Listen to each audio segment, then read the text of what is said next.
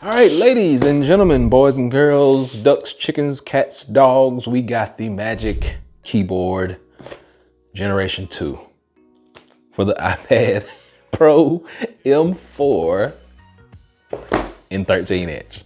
So let's talk.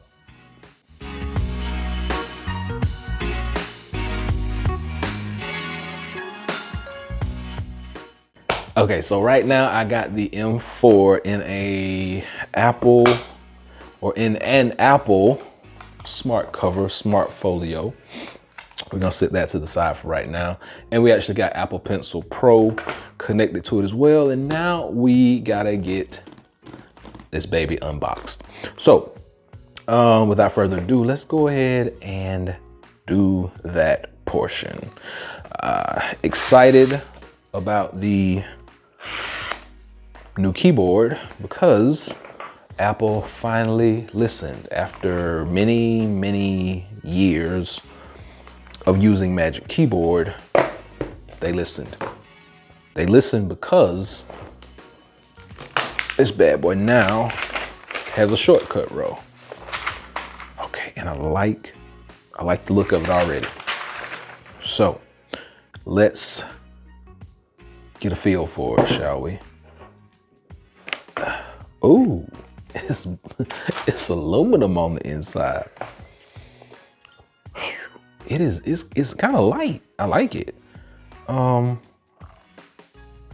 we've been asking for years, like I've been talking about this for years, a trackpad that actually feels like, okay, it just feels like a trackpad. Let's get this thing going.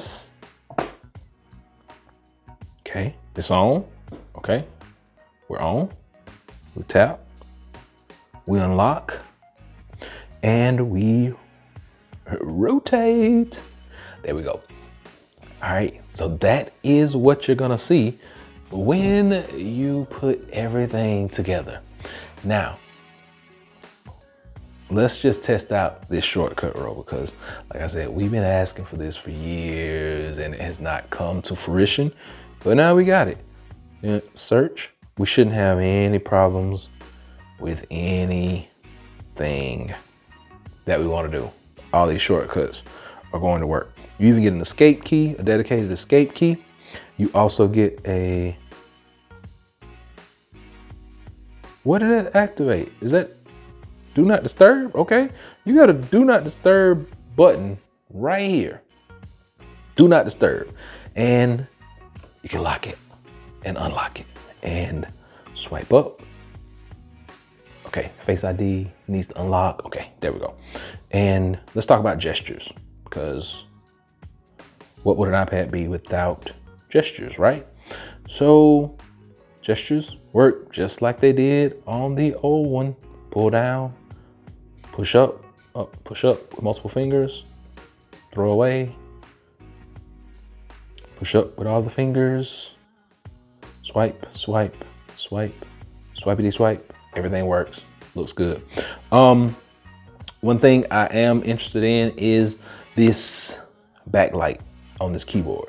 Okay, so there's one thing that I dislike about this whole keyboard setup is that the backlight is not able to be toggled when you want it. You have to wait for the ambient light setting to be just right, and then the backlight will kick in.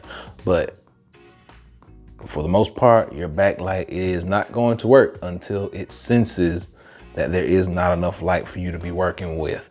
That's one thing I don't like. I don't like just automatic things if I want to turn my backlight on, because right now I'm in a poorly lit room and I would like to use the backlight, but I can't. And there's no backlight control up here on the shortcut row.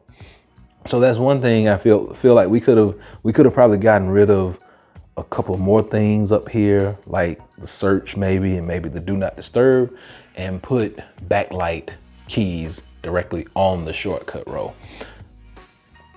I mean, Apple gave us a little bit of what we wanted, but they still didn't get it 100% right. So as far as it goes, I mean, I like the fit, I like the feel. I've had the white ones before. No issues with dirt and grime. One of the biggest differences is I like this portion back here, this aluminum piece. You can actually charge your device through here, so you can free up this port over here on the side, because we know that our port now can take on SSD and all different types of things. So, you know, it's a good look. It's a good look. It's a nice clean look. I like the aluminum finish on it.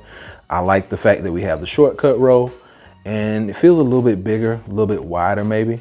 For comparison, I got my Gen 1 right here, and it does have a handle and a case and all that good stuff. But just the look over here, it's a lot more of a sleek look, more streamlined look. The keyboard is back a little bit further. The trackpad is way bigger. Like I said, this thing is kind of stuck on here, so I'm not really taking it off.